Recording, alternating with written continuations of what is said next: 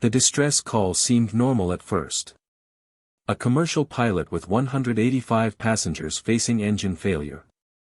But when F-16 fighter jets arrived to help, they heard her flying like no airline captain should. One pilot whispered a name from 14 years ago, "Hawk, is that you?" Her secret was out. Before you watch full stray comment below from which country are you watching. Don't forget to subscribe for more amazing stories. Nobody believed the recording at first. The calm voice declaring Mayday from Transcontinental Flight 227 sounded like any commercial pilot reporting an emergency, professional and controlled, nothing remarkable. But when the two F-18 fighter pilots providing escort heard that voice execute a maneuver that should have been impossible in a commercial airliner, one of them whispered a call sign that hadn't been spoken in active duty in 14 years. "Hawk, is that you?" The silence that followed lasted 3 seconds, but in those 3 seconds, 185 passengers and crew had no idea that their captain wasn't just saving their lives with standard commercial pilot training. She was using skills that only a handful of people in the world possessed, skills learned at the Navy Fighter Weapons School, skills that belonged to Commander Emma Hawk Reeves, one of the most legendary Top Gun instructors in naval aviation history. Before we dive into this incredible story of concealed expertise and impossible saves, tell me in the comments which airport you've flown from most recently, and if you believe that true heroes hide in plain sight every single day, hit that subscribe button. These stories reveal the warriors who never stopped serving, they just changed their uniform.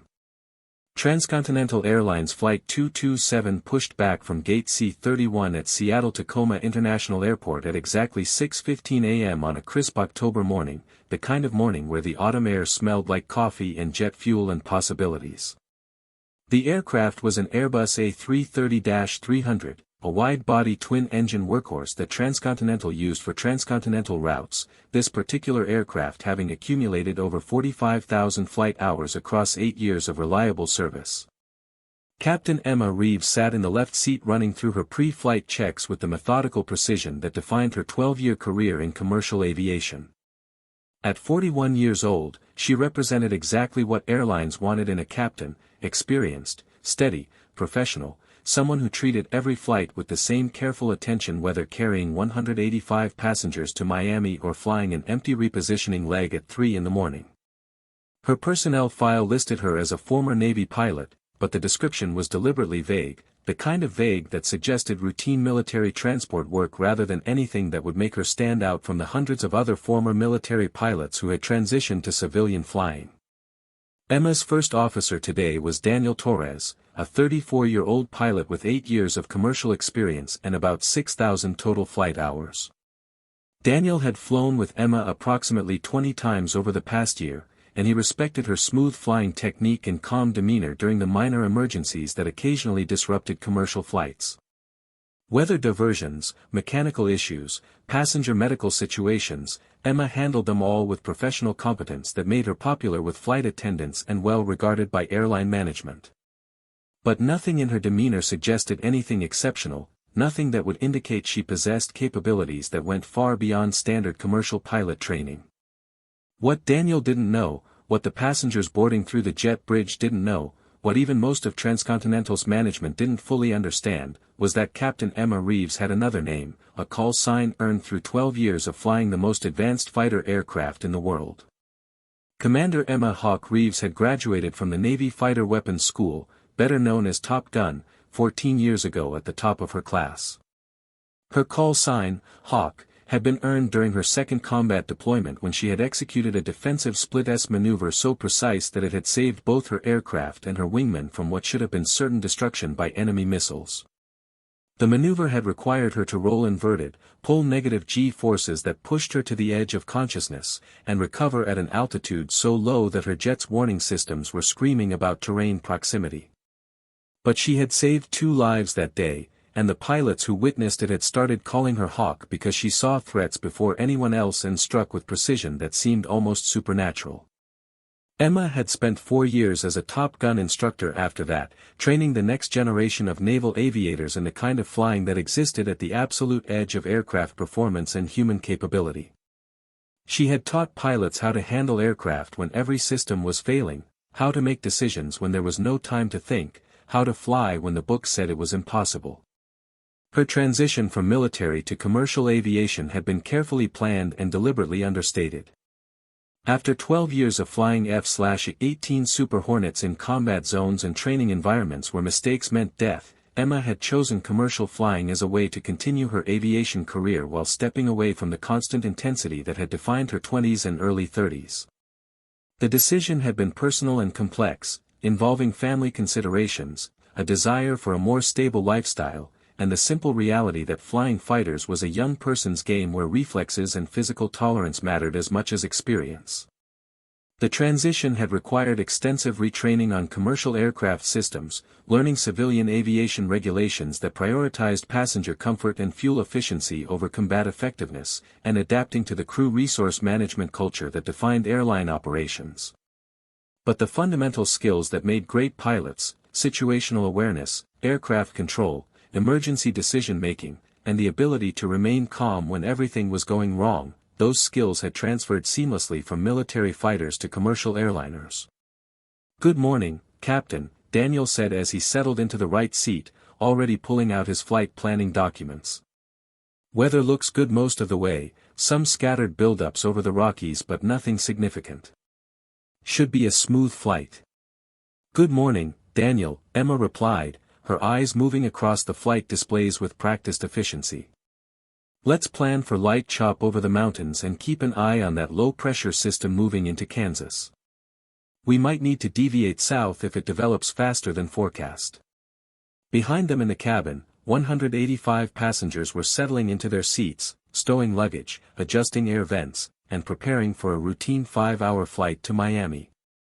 Business travelers reviewed presentations on laptops, families with children distributed snacks and tablets, elderly couples held hands during takeoff preparation. None of them paid particular attention to the two pilots in the cockpit, none of them wondering about their backgrounds or training or capabilities. They were just pilots, people who knew how to fly airplanes, no different from the thousands of other pilots who moved millions of passengers through the skies every day. Emma completed her pre-flight walk-around inspection of the aircraft, checking for any visible damage or abnormalities, then returned to the cockpit for the before-start checklist. Flight attendants reported the cabin was secure, ground crew confirmed fuel load and weight and balance calculations, and air traffic control issued their clearance for departure. Everything proceeded with the comfortable routine that defined commercial aviation, thousands of small tasks completed in the correct sequence to ensure that 185 people could travel halfway across the country while eating pretzels and watching movies. "Transcontinental 227, you're cleared for takeoff runway 16 left, the tower controller said. Wind 170 at 8 knots. "Transcontinental 227, cleared for takeoff 16 left, Emma responded, advancing the throttles smoothly as the Airbus began accelerating down the runway. The takeoff was textbook perfect, V1, rotate, positive rate, gear up, the aircraft climbing away from Seattle as the morning sun painted the snow-covered peaks of the Cascade Mountains in gold and pink. The flight's first 90 minutes proceeded with absolute normalcy. Emma and Daniel monitored their flight path, made minor course corrections to avoid weather, and maintained standard communications with air traffic control as they climbed to their cruising altitude of 38,000 feet and settled into the long transcontinental flight. Passengers moved about the cabin, visited lavatories, ordered drinks from flight attendants. Some slept with airline blankets pulled up to their chins, others watched movies on seatback screens, a few worked on spreadsheets and presentations, all of them trusting that the two pilots in the cockpit would deliver them safely to their destination. Emma sat in the left seat with her hands resting lightly on the control stick, her eyes moving in a constant pattern across instruments, outside the windscreen, back to instruments, the scan that every pilot learns but that fighter pilots perfect into something almost unconscious. Daniel was reviewing arrival procedures for Miami, calculating fuel reserves, performing the routine tasks that filled the quiet hours of long flights. But at 7:52 a.m., approximately 200 miles northeast of Salt Lake City and flying over the rugged terrain of southwestern Wyoming, Flight 227 experienced what every commercial pilot trains for but prays never to encounter. The first indication was something that most pilots would have missed entirely, a subtle change in engine vibration frequency that Emma's ears detected before any instruments showed abnormality. Her 12 years of military flying had trained her to recognize the microscopic differences between normal aircraft operation and the tiny variations that signal developing problems, the same instinct that had kept her alive during combat operations where threats came without warning and second chances didn't exist. "Daniel, I'm sensing something off with engine number 1, Emma said, her voice carrying professional concern without alarm. "Check your vibration levels." Daniel scanned his instrument displays. "Everything shows normal, Captain. All parameters are within green bands, vibration levels nominal." But Emma was already pulling up additional engine data on her display, watching temperature trends and pressure fluctuations that were still within acceptable limits but trending in directions that suggested developing problems. "Keep watching it," she said. "I'm going to notify dispatch about possible mechanical issues." But before Emma could key her radio to contact Transcontinental's maintenance control, the situation escalated beyond a developing problem into an immediate crisis. At 7:53 a.m., engine number 1 suffered what the accident investigation would later determine to be an uncontained turbine failure, one of the most catastrophic events that can occur in aviation. A high-pressure turbine blade, spinning at thousands of revolutions per minute, fractured due to a microscopic metallurgical flaw that had existed since the blade was manufactured. The fractured blade struck other blades in a cascading failure that sent engine components tearing through the engine casing with the energy of artillery shells. The explosion was felt throughout the aircraft as shrapnel ripped through the left wing, severing hydraulic lines, cutting electrical wires, and puncturing fuel tanks. Passengers screamed as the aircraft lurched violently to the left, overhead bins popped open spilling luggage, and the horrifying sound of tearing metal filled the cabin.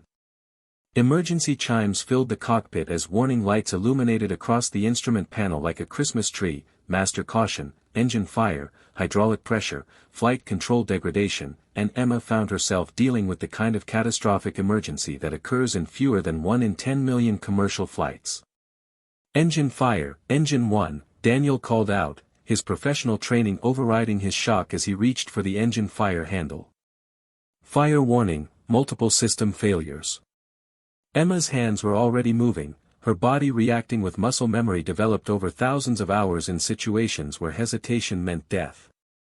"Engine 1 fire handle, pull," she ordered, her voice carrying an authority that Daniel had never heard before. Not the calm professionalism of an airline captain, but the command presence of someone who had made life and death decisions in aircraft that were trying to kill them.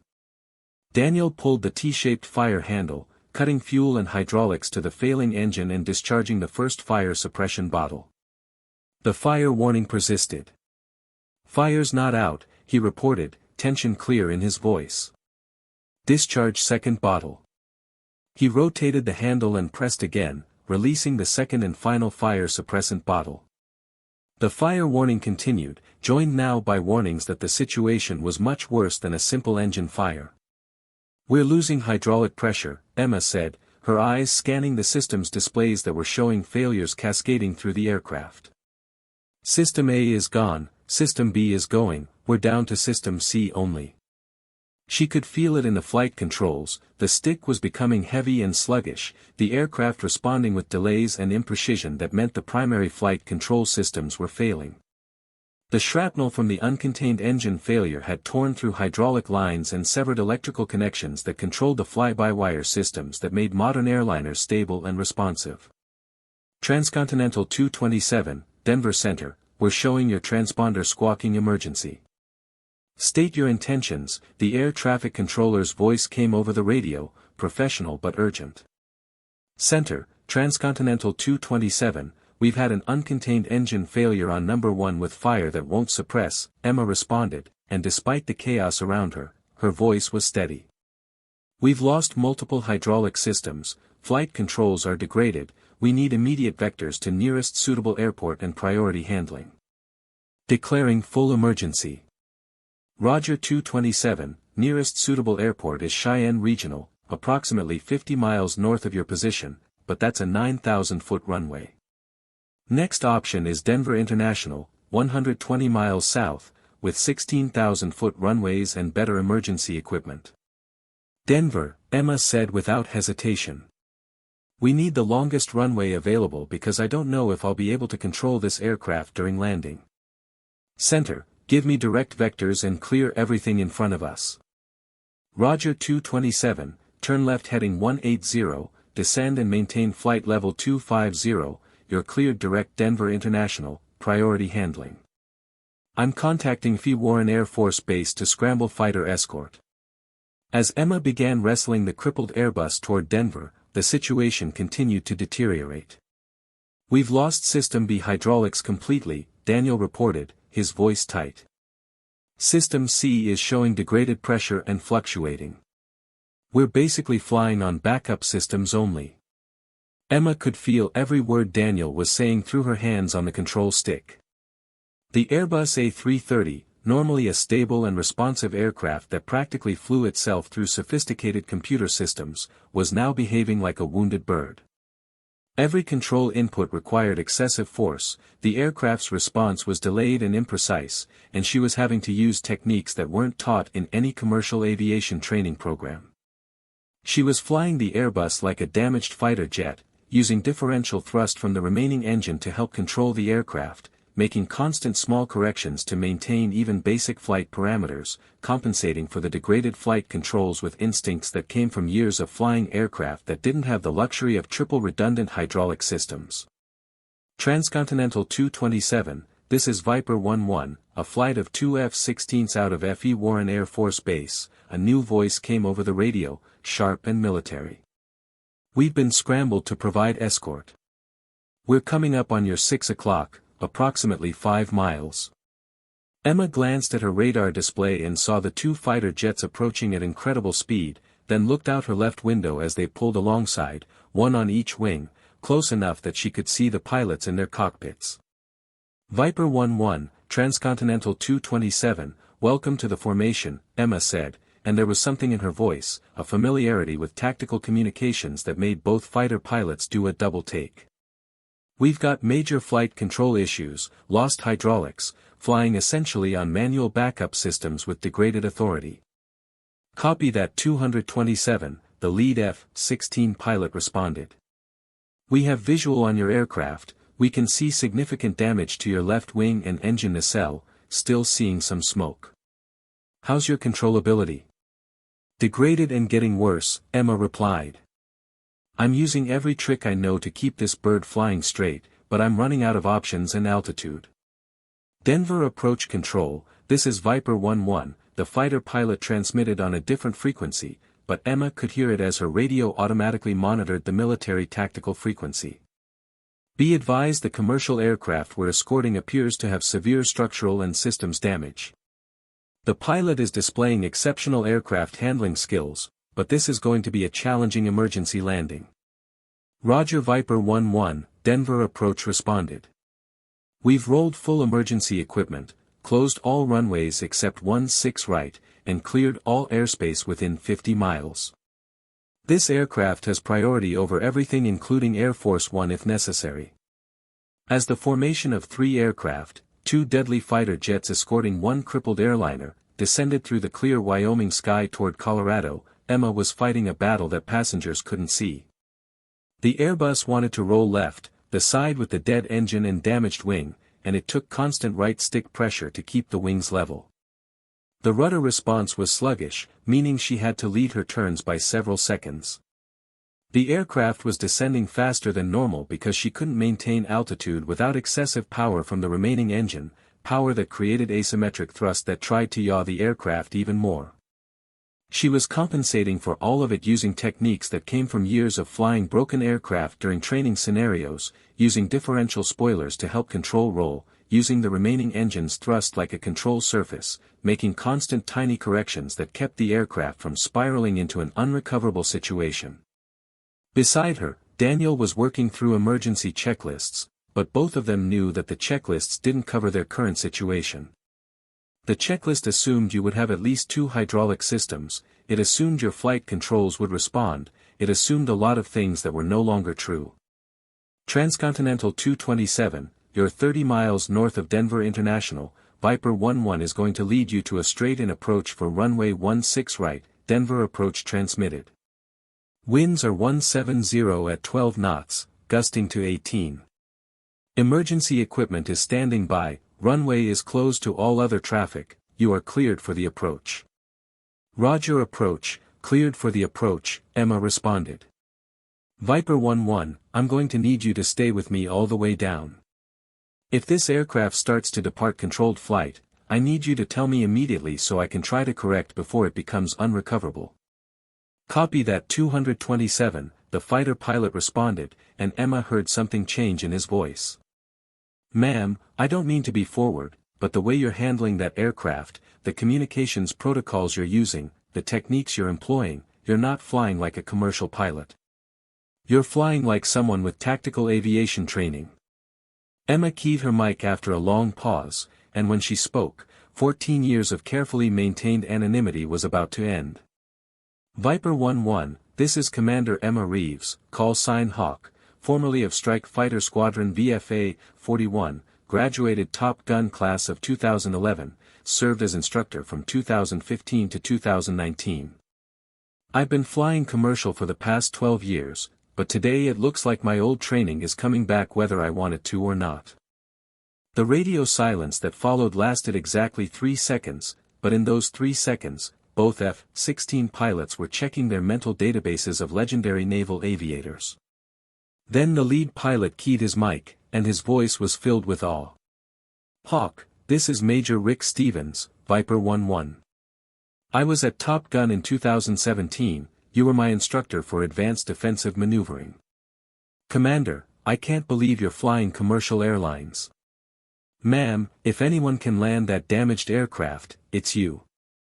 His wingman added, Commander Reeves, this is Captain Sarah Walsh, Viper 1-2. I graduated Top Gun in 2018, your reputation was legendary even then. Ma'am, whatever you need from us, we're here. Emma felt something shift inside her, the part of her that she had carefully locked away for 12 years, the part that had made her one of the most respected fighter pilots in the Navy, that part came roaring back to life. Viper flight, good to fly with you again, Emma transmitted. Here's what I need. I'm going to try to fly a modified overhead approach, coming in high and bleeding off energy in a descending turn. My flight controls are too degraded for a standard 3-degree glide slope approach, I need to stay high until I'm sure I can make the runway, then come down fast. I need you to call out my altitude, airspeed, and descent rate because half my instruments are showing erratic readings. And if this aircraft starts rolling or pitching unexpectedly, I need immediate warning so I can try to recover. Roger Hawk, we've got you covered, Major Stevens responded. Setting up a tactical escort formation, I'll take high right, Viper 1-2 will take low left. We'll call out everything you need and keep visual on your flight control surfaces. Inside the cabin of Flight 227, passengers had no idea what was happening in the cockpit. They knew there was an emergency, the flight attendants had briefed them on emergency landing procedures, shown them how to assume crash positions, told them where the emergency exits were located. They had seen the flames from the destroyed engine, felt the aircraft shaking and lurching as it descended toward Denver. Some were praying, some were crying, some were texting goodbye messages to their families, believing these were their final moments. But none of them knew that their captain wasn't just fighting to save their lives with standard commercial pilot training. She was using skills that only a handful of pilots in the world possessed, skills learned in the most elite fighter pilot training program ever created, skills that were about to make the difference between tragedy and miracle. Captain, I've completed the emergency landing checklist, Daniel said. Cabin is secured, flight attendants are in jump seats, emergency equipment is standing by. He paused, then added, Emma, I don't know what's happening between you and those fighter pilots, but whatever you're doing, it's working. This aircraft should have crashed 10 minutes ago. We're not on the ground yet, Emma said, but there was determination in her voice that came from somewhere deep inside. 10 miles out, she could see Denver International Airport ahead, the distinctive white peaked roof of the terminal building visible from miles away, and the long concrete ribbon of runway 16 right stretching out before her. Viper flight, Hawk is starting the descent, Emma transmitted. Calling 10 miles, 8,000 feet, 220 knots, descending at 1,500 feet per minute. Viper 11 has you visual, Major Stevens responded. Your descent rate looks good, angle looks good, you're lined up on centerline. Keep it coming, Hawk. Emma began the descent, and immediately the Airbus started fighting her again. Without normal hydraulic pressure, the flight controls were heavy and unresponsive. She had to use both hands on the control stick, physical force that was exhausting, and even then the aircraft didn't respond the way it should. She was descending too fast, the damaged wing creating more drag than the good wing, making the aircraft want to roll and spin. Emma used every technique she had ever learned, adjusting power on the remaining engine to help control the descent rate, using the rudder to keep the nose pointed at the runway, making constant small corrections that looked tiny but required intense concentration and physical effort. 5 miles, 4,000 feet, 190 knots, descent rate 1,300, Major Stevens called out. Looking good, Hawk, you're stable on approach. Viper 1-2, I'm seeing the left wing dropping slightly, Captain Walsh transmitted. Hawk, recommend right stick input. Emma had already felt it and was correcting, rolling stick to the right to bring the wing back up. The aircraft responded sluggishly, but it responded. 3 miles, 2,500 feet, 170 knots, Stevens called out. Descent rate is good, you're on glide path, looking beautiful, Hawk. But beautiful was relative. Inside the cockpit, Emma was fighting the controls like she was wrestling a living thing that wanted to kill her. Sweat was running down her face despite the cool cockpit temperature, her arms were aching from the constant control inputs, and she was having to make calculations and corrections instinctively because there was no time to think, only react. 2 miles, 1,500 feet, 160 knots, coming over the threshold, Stevens called out. You've got it, Hawk, keep it coming, you're going to make it. Emma could see the runway numbers now, could see the emergency vehicles lined up alongside the runway, ambulances and fire trucks and foam units, all of them waiting for Flight 227 to arrive. 1 mile, 1,000 feet, 150 knots, descent rate 800, looking perfect, Hawk, you're lined up on centerline, altitude looks good. Emma felt the aircraft start to settle, that moment when gravity and aerodynamics and thrust all come into balance and the aircraft transitions from flying to landing. But the damaged wing was creating unpredictable lift, and she felt the left side dropping again. She countered with right stick, but the response was delayed, and for a moment it looked like the aircraft might roll onto its side. Then Emma did something that no commercial pilot should ever do, but that fighter pilots learn as a matter of survival. She used differential thrust, she added power on the remaining right engine while simultaneously applying full right rudder and right stick, creating a coordinated input that forced the aircraft back to wings level through sheer force. The technique worked, but it cost her airspeed and altitude at the worst possible moment. She was low, below glide path, and the runway was approaching fast. 500 feet, 140 knots, you're below glide path, Hawk, add power, Major Stevens called out, urgency clear in his voice. But Emma knew she couldn't add more power without the asymmetric thrust rolling the aircraft again.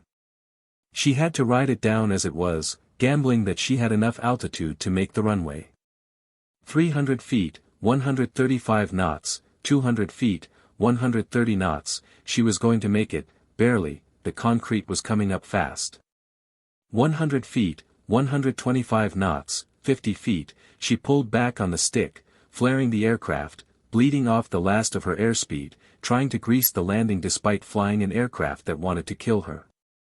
The main landing gear touched the concrete first, hitting hard but hitting straight, the tires exploding immediately from the impact and the stress, but Emma didn't care about the tires, she cared about keeping the aircraft on the runway and stopping before she ran out of concrete.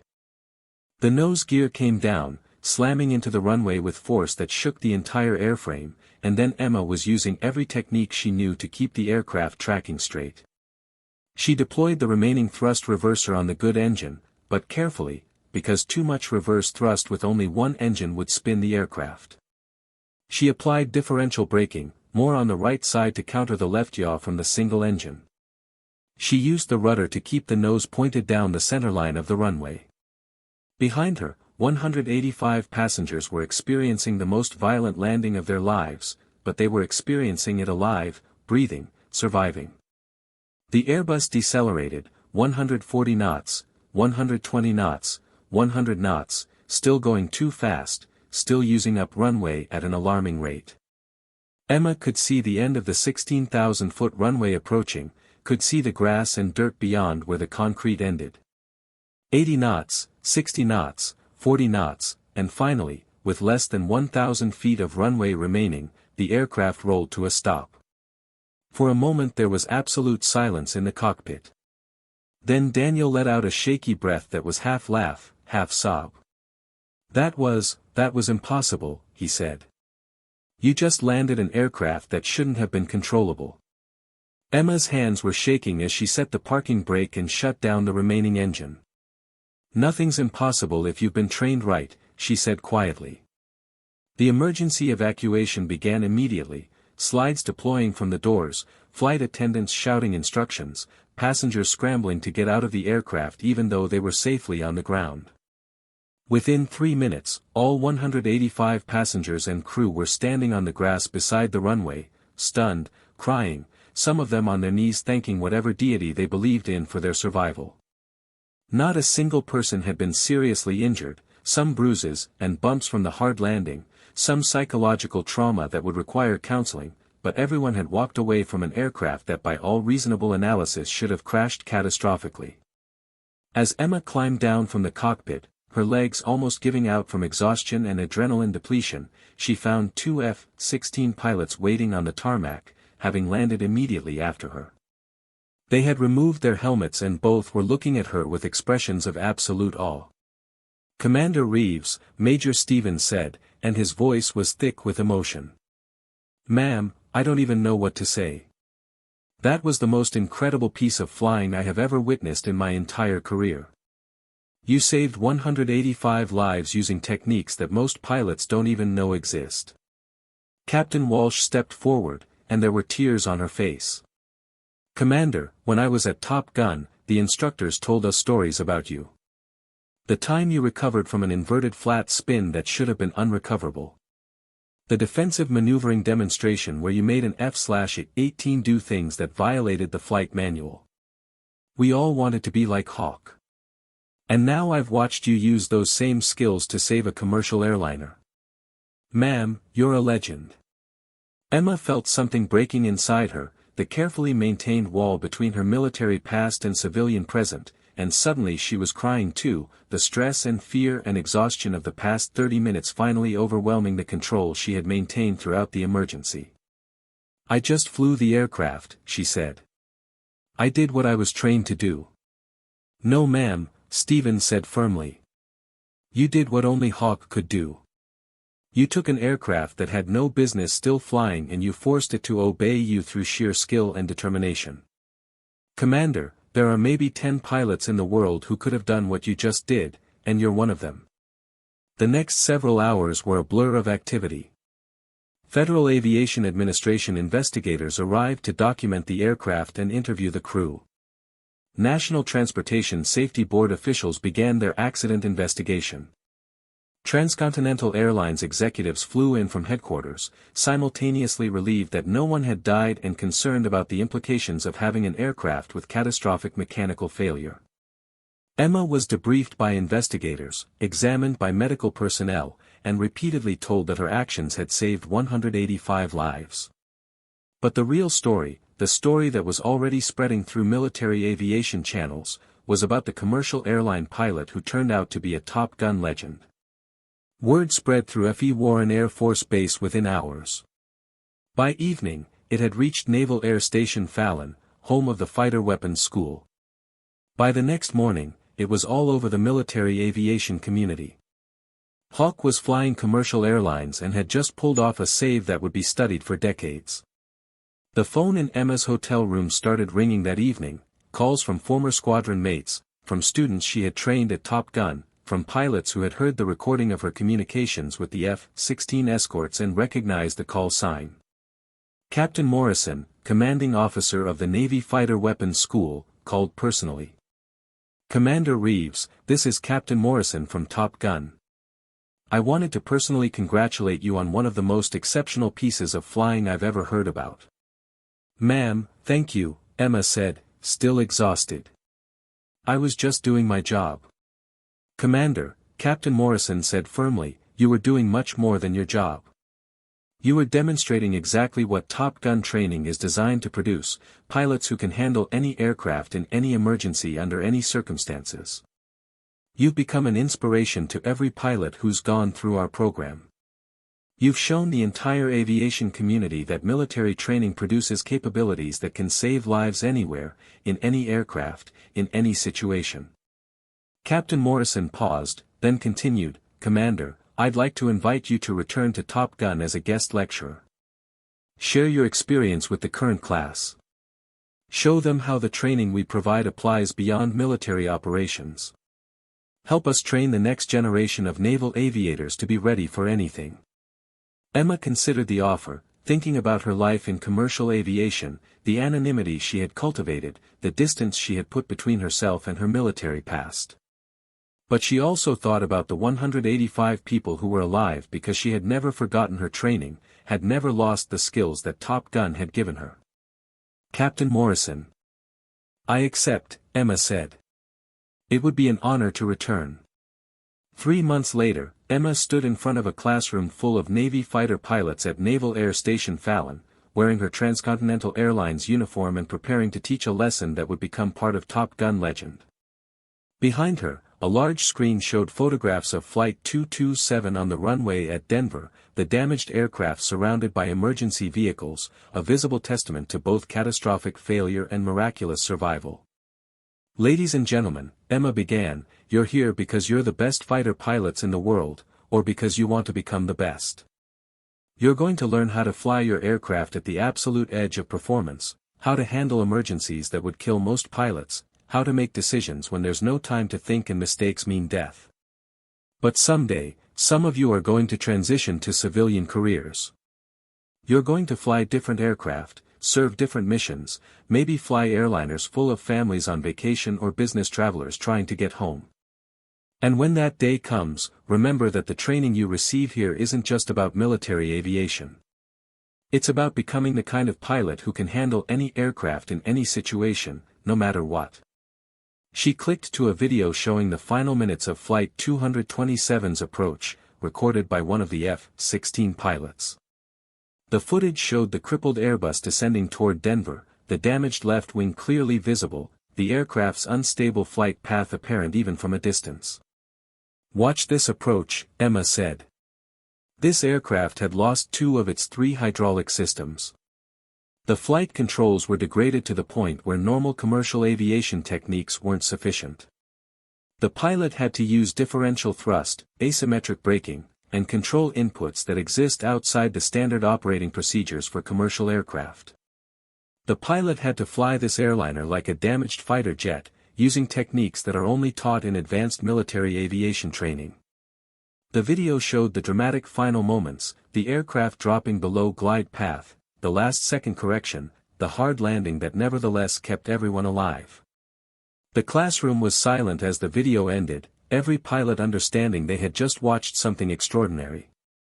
That pilot, Emma said, looking around the classroom, was me. 14 years after I left active duty, 12 years after I walked away from this school, I found myself in a situation where my Top Gun training was the only thing standing between 185 people and certain death.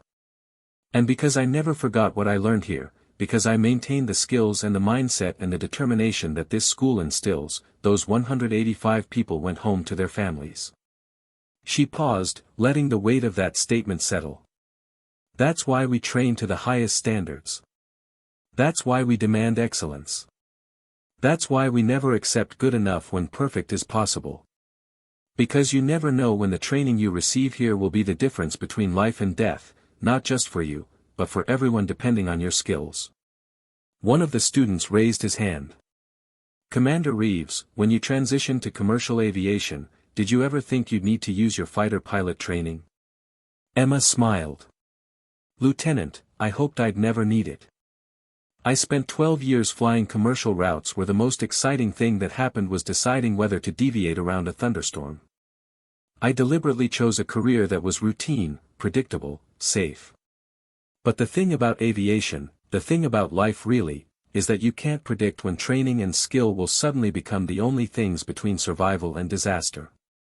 So you stay sharp, you maintain your capabilities, and you hope you never need them. But when you do need them, you better have them, because there are no second chances at 1,000 feet with a full load of passengers depending on you. The briefing continued for 2 hours, Emma walking the students through every decision she had made, every technique she had employed, every moment when her Top Gun training had made the critical difference. She showed them how military aviation training translated to civilian emergencies, how the mindset of a fighter pilot could save lives in any aircraft, how the lessons learned in combat and training could be applied to protecting innocent people who had never been near a military aircraft. When the briefing ended, the students lined up to shake her hand, to take photos with her, to tell her that she represented everything they hoped to become. Not just skilled pilots, but people who would carry their training forward into whatever came next, who would never stop being ready to serve, protect, and save lives. Captain Morrison approached Emma after the students had left. "Commander Reeves, that was exceptional. Thank you for coming back and sharing your experience." "Captain, it was my honor," Emma said. "Top Gun gave me the skills that saved 185 lives. The least I can do is help ensure the next generation of naval aviators are ready for anything." Morrison nodded. "Commander, I want you to know that your actions have had an impact far beyond just saving those passengers. You've reminded the entire aviation community, military and civilian, about the value of elite training and the importance of maintaining skills even when they seem unnecessary. You've become an example of what's possible when excellence meets preparation meets circumstance." Emma flew back to Seattle that evening, back to her life as a commercial airline pilot, back to the routine flights and standard procedures that defined her career. But something had changed.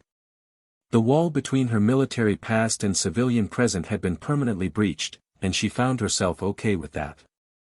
She was still Captain Emma Reeves of Transcontinental Airlines, but now everyone knew she was also Commander Emma Hawk Reeves, Top Gun instructor, fighter pilot, and someone who had proven that true skill never disappears, it just waits for the moment when it's needed most. 6 months after the emergency landing, Transcontinental Airlines promoted Emma to check airman, making her responsible for training and evaluating other pilots. She developed a new emergency procedures course that incorporated lessons from military aviation, teaching commercial pilots techniques they had never been exposed to before. The Federal Aviation Administration took notice and began incorporating some of her teachings into standard training programs, recognizing that the skills developed in military aviation could enhance safety throughout the commercial aviation industry. Emma also became a bridge between military and commercial aviation communities, speaking at conferences, writing articles for aviation journals, and serving as a consultant when accident investigators encountered situations that required advanced flying knowledge. She maintained her anonymity in one sense, still flying regular commercial routes, still treating every flight with the same professional competence. But she no longer hid her past, no longer downplayed her capabilities. She had learned that trying to be ordinary when you're extraordinary doesn't serve anyone, and that the skills and training that define you should be celebrated rather than concealed. The recording of her emergency communications with Viper 11 and Viper 12 became required listening at the Navy Fighter Weapons School, used to demonstrate how Top Gun training applied beyond military operations. The accident investigation praised her exceptional pilot skills and credited her military aviation background with making the impossible landing possible. Boeing used the incident as a case study in their training programs, showing how pilot skill could overcome catastrophic mechanical failures. And the 185 passengers who had been aboard Flight 227 never forgot the calm voice that had guided them through their darkest moment, the voice of a captain who turned out to be so much more than just another pilot. On the 1-year anniversary of the emergency landing, Denver International Airport held a ceremony honoring Emma and the crew of Flight 227. Major Stevens and Captain Walsh flew in from their current assignments to attend, still clearly in awe of what they had witnessed that day. The passengers who had been aboard formed an association, meeting annually to celebrate their survival and to honor the pilot who had saved them. Many of them told Emma that the experience had changed their lives, making them appreciate every day, never taking safety for granted, understanding that heroes come in many forms, including airline captains who never mentioned they once were legends in a different sky. Emma stood at the ceremony, accepting thanks and recognition with the same quiet competence that had defined her entire career. But when a reporter asked her how it felt to be called a hero, she gave an answer that surprised no one who had ever flown with her. "I'm not a hero," she said. "I'm a pilot who was trained by the best, who maintained my skills when it would have been easier to let them fade, and who got lucky enough to use those skills when they mattered most. The real heroes are the instructors at Top Gun who taught me how to fly beyond the edge, the maintainers who keep aircraft safe, the designers who build in redundancies that save lives, and every pilot who takes their responsibility seriously enough to stay sharp even when nothing bad is happening. I just happened to be in the right place with the right training when 185 people needed someone who knew how to do the impossible." As Emma flew home that evening, looking out at the same mountains where her emergency had begun, she thought about the strange path her life had taken. From fighter pilot to commercial aviator, from Commander Hawk to Captain Reeves, from military elite to civilian routine, and then full circle when crisis demanded she become both at the same time. She had spent 14 years trying to separate those identities, to leave her military past behind and embrace a simpler future. But Flight 227 had taught her that you never really leave behind the things that define you. You carry them forward, sometimes hidden, sometimes visible, but always present, always ready, always part of who you are.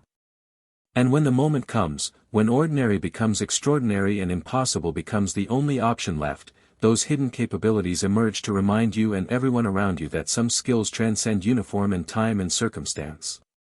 Some skills, once learned at the highest level, never truly fade. They just wait quietly for the day when 185 lives depend on remembering what it means to be Hawk, to be legendary, to be ready for anything. Emma Reeves had been flying commercial for 12 years on that October morning when everything went wrong. But when Flight 227 needed saving, when passengers needed a miracle, she wasn't just a commercial pilot anymore. She was everything she had ever been, everything she had trained to become, everything that Top Gun had made her. And that made all the difference.